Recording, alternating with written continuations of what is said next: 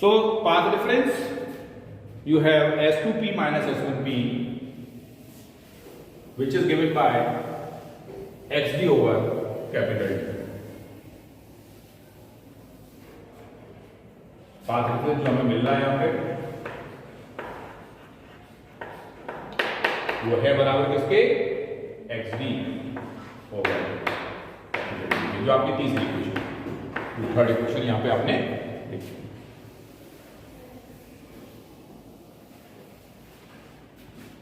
अब हमें देखना है कि भाई पोजीशन ऑफ मिनिमा और पोजीशन ऑफ मैक्सिमा क्या होती है। तो पोजीशन ऑफ मैक्सिमा का लेते हैं, पोजीशन ऑफ मैक्सिमा,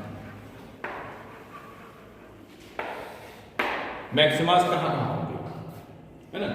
तो मैक्सिमास के लिए पाथ रेफरेंस क्या होना चाहिए, लैम्डा का वर्ग होना चाहिए, क्या पढ़ चुके ऑलरेडी। और you have XD over capital D and lambda, यहां से x equals to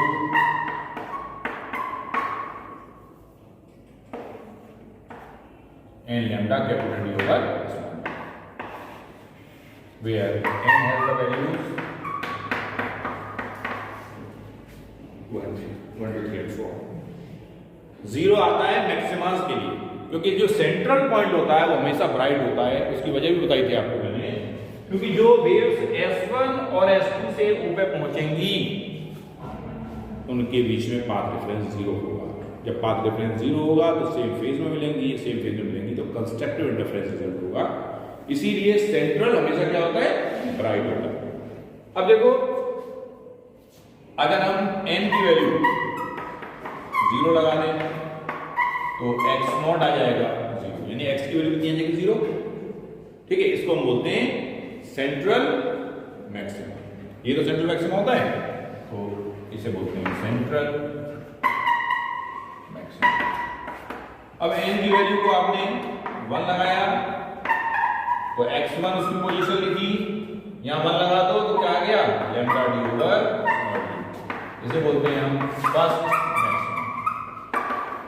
first maximum हमारा जहां इस दूरी पे होगा।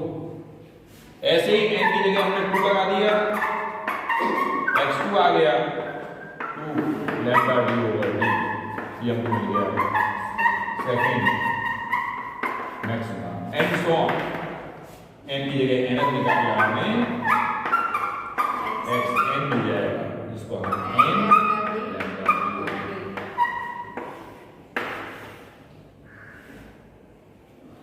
n lambda D over D xn D, जो आपने यहां पे लिखा हुआ है। ठीक है, सेम रिजल्ट है। तो देखो, पहला मैक्सिमा बीचों बीच यानी यहां मिल गया। अब इससे lambda D over D distance की दूरी पर कहीं यहां या कहीं थोड़ा बहुत आगे पीछे जहां भी मिले, यानी इन सभी डिस्टेंसेस पर हमको मैक्सिमास के पॉइंट मिलेंगे। ठीक है, और जब ये मैक्सिमास मिल जाएंगे तो बिल्कुल इसी तरीके से हमें मिनिमास के पॉइंट भी मिल सकते हैं। वो देखिए कैसे।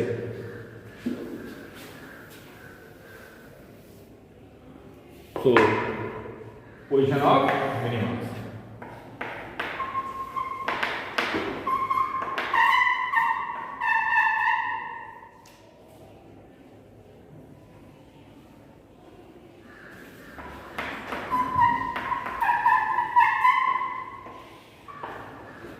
मिनिमा के लिए पाथ रेफरेंस कितना होना चाहिए,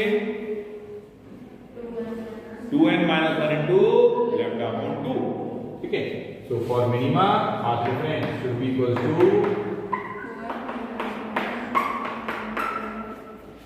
लेकिन यहां पे पाथ रेफरेंस हमें कितना मिला, इसको नंबर दे देते हैं, क्वेश्चन नंबर 4। यहां मिला हमको xd over d, xd over capital D lambda. और यहां से अगर मैं x निकालता हूं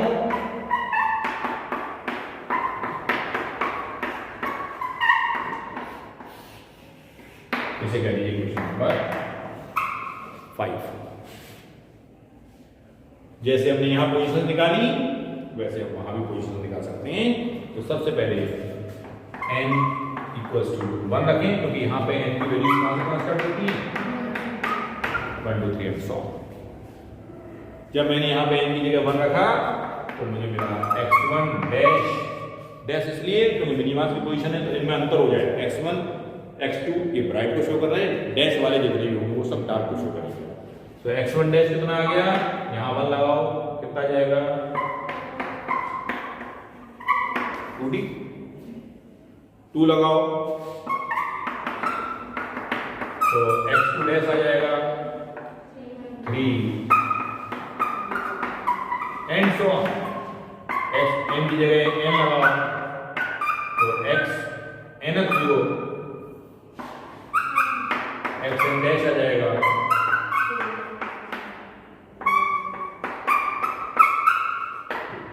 इस तरीके से मिलते रहेंगे। और ये क्या होंगे, हमारे मिनिमास होंगे। तो इसे हम कह सकते हैं first minima,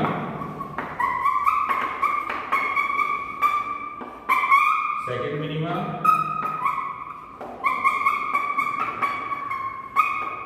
this is nth minima. So in this way, or here also you have this nth। तो हमें पोजीशंस किसकी मिल गई, मैक्सिमास और मिनिमास की। अब जो हमारा मेन टॉपिक है वो क्या था, फ्रिंज विड्थ निकालना था। लेकिन अभी तक हम लोग फ्रिंज विड्थ हम लोगों ने नहीं निकाली है, ठीक है। We have to find the fringe width also. Fringe width को हम कैसे निकालें, अब हमें इतना जरूर है कि हमें पोजीशंस मिल चुकी है कि भाई कहाँ का मैक्सिमास होंगे कहाँ का मिनिमास होंगे। और फ्रिंज विड्थ क्या होती है, the distance between 2 consecutive maximas और 2 consecutive minimas, that will be the fringe width. So fringe width आप जरा लिख भी लीजिए, फ्रिंज विड्थ है क्या,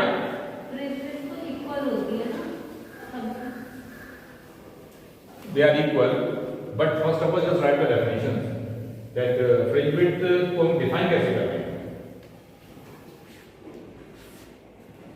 it is the distance between 2 consecutive dark or 2 consecutive bright fringes. So it is the distance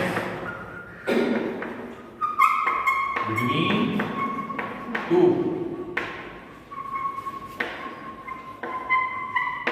bright or 2 consecutive dark fringes. The distance between 2 consecutive bright or 2 consecutive dark fringes, उसी को तो हम fringe width बोल देते हैं, ठीक है। अब फ्रिंज विड्थ निकालनी है और फ्रिंज विड्थ भी देखिए दो बार में निकालेंगे। पहली बार निकालेंगे डार्क फ्रिंज की विड्थ, फिर निकालेंगे हम ब्राइट फ्रिंज की width. So for dark fringe, for dark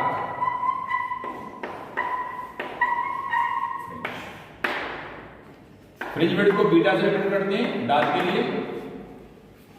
देखो जैसे मैंने बताया फ्रिंज विड्थ क्या है, दूसरी फ्रिंज की पोजीशन में से पहली फ्रिंज की पोजीशन घटा दो, ठीक है।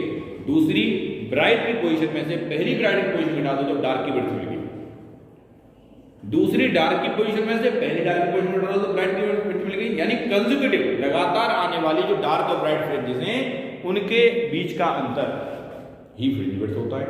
तो यहां पे जब हमें डार्क फ्रिंज की विड्थ निकालनी है जिसे हम बीटा कह रहे हैं, तो ये बराबर किसका होगा, xn minus xn minus 1।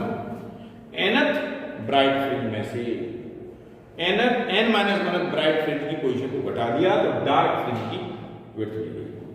This is nth bright minus n minus 1 bright. xn आपने निकाला कितना, कितना लिखा है xn अभी, xn कितना लिखा है ब्राइट के लिए, n लैम्डा d ओवर, सो n lambda d over d, ये लिखा ना। अब n माइनस 1 क्या लिखोगे, n की जगह n माइनस 1 लगा दोगे तो minus n minus 1 lambda d over d।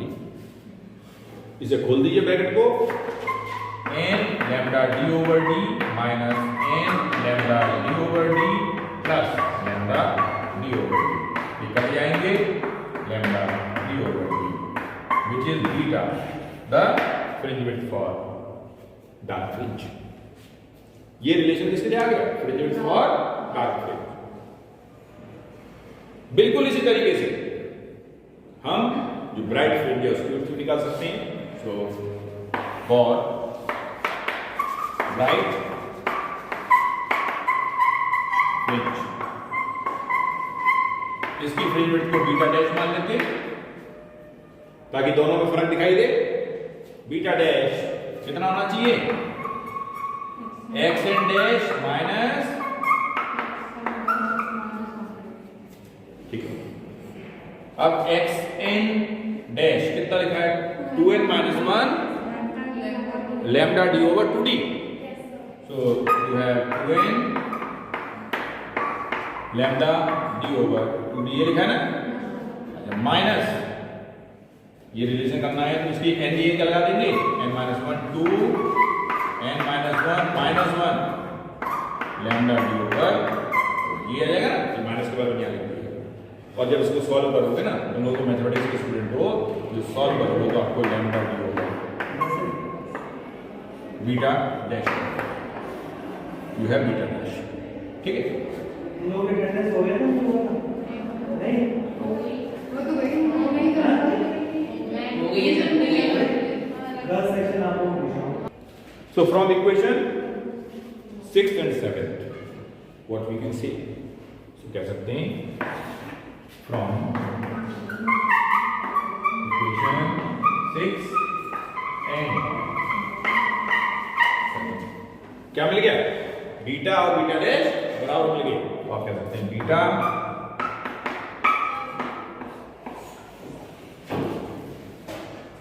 and finally you can write that the fringe width for bright as well as dark is the same, they are equal।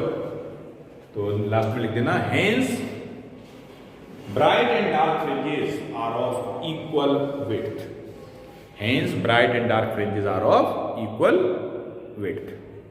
ये एक important topic आपने cover किया fringe width का, कि जितनी भी fringes आती हैं उनकी विड्थ जो बराबर होती है, यानी बीच में तो ब्राइट होगी और उसके बाद ऑल्टरनेट डार्क और ब्राइट चलेंगी। लेकिन खास बात क्या है कि सभी फ्रिंजेस की विड्थ एक सी है, सबकी चौड़ाई एक सी है, ठीक है। और इसके बाद हम बात करेंगे नेक्स्ट टॉपिक जब भी डिस्कस करेंगे about the intensity distribution pattern, ठीक है। We will discuss that in the next video.